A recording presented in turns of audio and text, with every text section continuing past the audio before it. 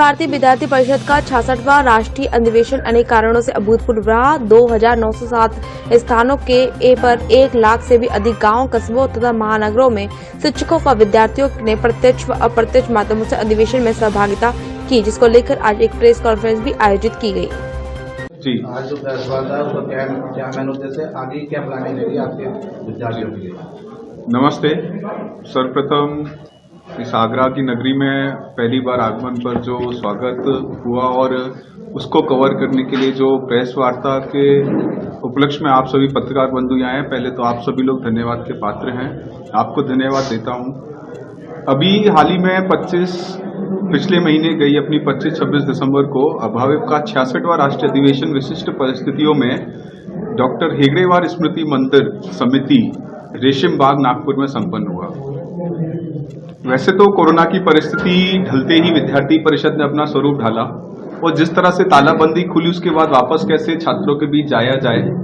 और एक जीवंत छात्र संगठन होने के नाते कैसे अपने नियमित कार्यक्रम अपने शुरू किए जाएं, उसको लेके चर्चा हुई और अंततः अधिवेशन वहां पे संपन्न हुआ। अधिवेशन में जो इन पर्सन अटेंडेंस थी, जो फिजिकल रूप से वहां उपस्थिति लोगों ने की, वहां पे केंद्रीय कार्य समिति हमारी जो 80 लोग देश भर से रहते हैं वो, उसके अलावा 2907 स्थानों से 1,02,000 विद्यार्थी कार्यकर्ता पूरे देश भर के महानगर, नगरों, कस्बों, तहसील स्तर तक, जिला स्तर तक जुड़े। ऐसी कुल संख्या 1,02,073 विद्यार्थियों की हुई। उसमें 1500 के लगभग अपने अतिथि रहे। जो अपना अधिवेशन की साल भर की क्या योजना हुई और आगामी साल भर क्या कार्यक्रम होने वाले हैं, उसमें आंदोलन और जो अभाविप हर प्रत्येक राष्ट्रीय अधिवेशन में प्रस्ताव पारित करता है जिनको लेके वर्ष भर उसको अपने मंत्रालयों को देना ताकि उनके क्रियान्वयन पर सरकार दिशा में आगे बढ़े। विद्यार्थी परिषद के उसी के सम्मिलित अपने आंदोलन तय होते हैं किस दिशा में विद्यार्थी परिषद वर्ष भर काम करेगी। तो ऐसे 4 प्रमुख प्रस्ताव बिंदु जो अपने सामने जो विद्यार्थी परिषद के राष्ट्रीय अधिवेशन ने पारित किए वो है, राष्ट्रीयता का भाव प्रकट करती राष्ट्रीय शिक्षा नीति का हो शीघ्र क्रियान्वयन। अभी सभी को मालूम है कि जुलाई में सरकार ने राष्ट्रीय शिक्षा नीति जो 1986 के बाद अभी अपनी दूसरी शिक्षा नीति आई है उसको पब्लिक में दिया और उसे कैबिनेट ने अप्रूव करने के बाद उसे मंजूरी मिली। उसको लेके जो चाहे उसमें जो ग्रॉस इनरोलमेंट रेशियो है, जो सभी विद्यार्थियों का 100% और 50% बढ़ाने की मांग है माध्यमिक, प्राइमरी शिक्षा और उच्च शिक्षा में। उसके अलावा जो नेशनल रिसर्च फाउंडेशन, एक जो इंटीग्रेटेड सिस्टम जो पहले अलग अलग डिसेंट्रलाइज्ड होता था, 50 एजेंसी होती थी, उसी को सेंट्रलाइज करते हुए नेशनल रिसर्च फाउंडेशन बनाना और उसमें भी बाकी जो अपने और जो जेंडर्स हैं जिसमें मेल फीमेल क्लास 10 ट्रांसजेंडर्स हुए अपने, उन सभी के लिए सम्मिलित जेंडर फंड की व्यवस्था करना, एक यूनिफॉर्म करिकुलम बनाना, एक यूनिफॉर्म एग्जाम और असेसमेंट पैटर्न लागू करना, ये प्रमुख रूप से विद्यार्थी परिषद मानती है कि ये यूनिवर्सलाइजेशन ऑफ एजुकेशन की दिशा में एक बड़ा कदम है और उसको लेके केंद्र सरकार ने तो शिक्षा नीति लागू की है, दी है, लेकिन साथ ही साथ इसमें राज्य सरकारों का भी बड़ा महत्वपूर्ण रोल है क्योंकि शिक्षा कॉन्करेंट लिस्ट में आती है और बहुत से प्राइमरी शिक्षा की जो स्कूल क्लस्टरिंग होनी है तो उसमें हर राज्य का अपना स्टेट बोर्ड होता है, हर राज्य के अपने राज्य महाविद्यालय भी होते हैं। तो ऐसे सभी जो हम देखते हैं कॉम्प्लेक्स स्ट्रक्चर में कैसे राज्य सरकार अपना क्या सकारात्मक रोल प्ले करने वाली है और केंद्र सरकार, तो दोनों ही सरकारों से हमारा आग्रह है कि वो जल्द से जल्द इस दिशा में आगे बढ़े। कुछ कदम उस दिशा में लिए जा रहे हैं जिसकी हम लोग स्वागत करते हैं। दूसरा प्रस्ताव है अपना कि राष्ट्रीय परिदृश्य, आत्मनिर्भरता से समृद्धि की ओर अग्रसर भारत। हमने देखा कि किस तरह पिछले वर्ष भर में जो घटनाएं घटी, कुछ सकारात्मक घटनाएं भी हुई जिसमें सभी देश एक मजबूती के साथ खड़े रहे, सभी देशवासी, और कुछ घटनाएं ऐसी हुई जिसमें कुछ आंशिक लोगों ने देश को ही बदनाम करने, देश में दंगे भड़काने की साजिश अलग अलग लोगों द्वारा की गई। कैंपसेस में स्टूडेंट को रेडिकलाइज करने का प्रयास हुआ। साथ ही साथ हम देखते हैं कि आत्मनिर्भरता की तरफ सरकार ने जिस तरह 101 डिफेंस इक्विपमेंट की सूची पे बैन लगाना और उन्हें भारत में ही निर्माण कराना, ये एक महत्वपूर्ण कदम हम मानते हैं। इसके साथ ही चाइनीज ऐप का बैन होना, तो उससे इंडिजीनियस टेक्नोलॉजी को बढ़ावा मिलेगा, ऐसा विद्यार्थी परिषद का मानना है। इसके साथ ही साथ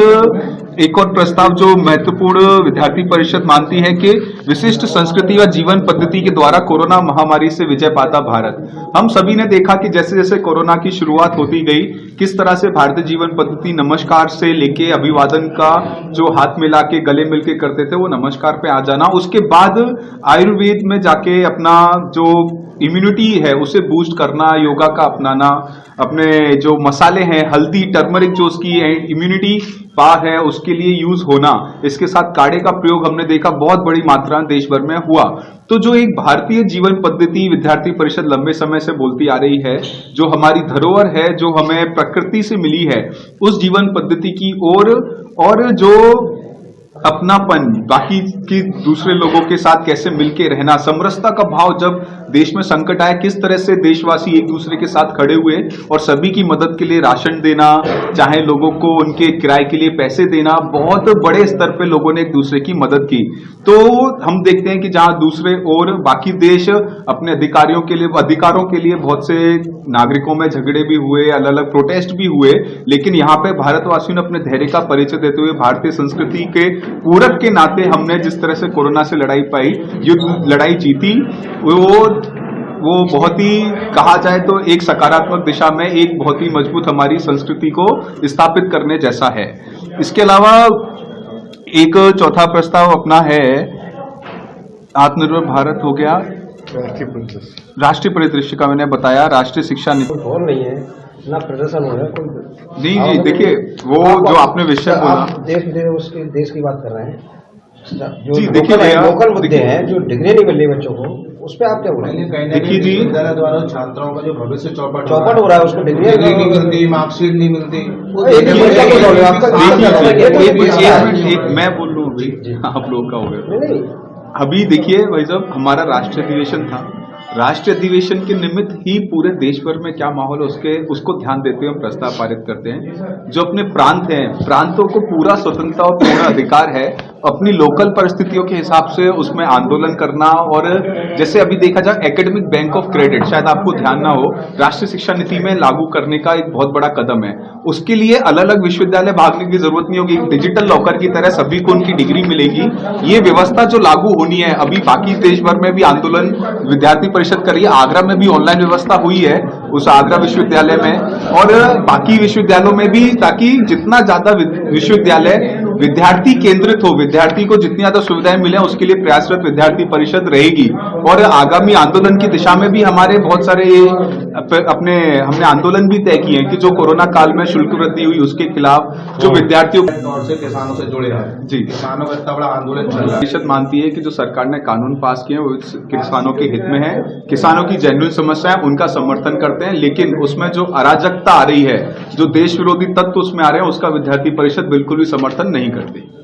किसान आंदोलन है, एक मर्यादा में रह के संवाद के माध्यम से सरकार और किसानों के बीच बातचीत चल रही है, उसे निपटाया जाना चाहिए। निश्चित रूप से हमारी संवेदनाएं किसानों के साथ हैं। हम ये भी मानते हैं कि जो तीनों कानून है, 2008 में जो प्रोटेस्ट हुआ सभी लोग, और पूरा पार्लियामेंट्री कमेटी को देखेंगे तो विपक्ष के लोग भी उसमें सदस्य होते हैं, उन सभी लोगों ने मिलकर ये कानून बनाया है। अभी अपनी राजनीतिक जो उनकी धरोहर खिसकती जा रही है उसको बचाने के लिए किसानों को ढाल बनाया जा रहा है। इसी जो अपनी स्टैंडिंग कमेटी थी उसमें सभी पार्लियामेंट जो पॉलिटिकल पार्टीज के मेंबर थे, उनके सुझाव लेके ये पूरा एक कानून बना है, और ये कानून रही है जो पिछली सरकार लाने वाली थी। तो एक विशेष सरकार के रूप में उसे नहीं देखना चाहिए। किसान हित में क्या हो रहा है उस परिप्रेक्ष्य में हमें समझना है। विद्यार्थी परिषद निश्चित रूप से जो किसानों की संवेदनाएं हैं, उनके एमएसपी को लेकर जो कंसर्न्स हैं, जो उनके प्राइवेटाइजेशन को लेकर कंसर्न्स हैं, उनके साथ अपनी पूरी संवेदनाएं हैं। हम भी चाहते हैं सरकार उनके जो मन में इस बात को लेकर द्वंद्व है उसे क्लियर करे, स्पष्ट करे, और ऐसा आंदोलन का रास्ता बातचीत और आपसी समाधान से निकलेगा, इन अराजक तत्वों के आंदोलन को गोद लेने से नहीं निकलेगा। लेटेस्ट खबरों से जुड़े रहने के लिए देखें हमारा YouTube चैनल, करें लाइक, शेयर, सब्सक्राइब।